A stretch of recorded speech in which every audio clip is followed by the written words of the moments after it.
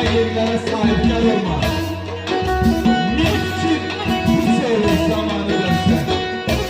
Hiç bereketler vermez sırağı sönse. Özün zulüm görmek istenirsense, bir başkasına karşı zulümkar olmak.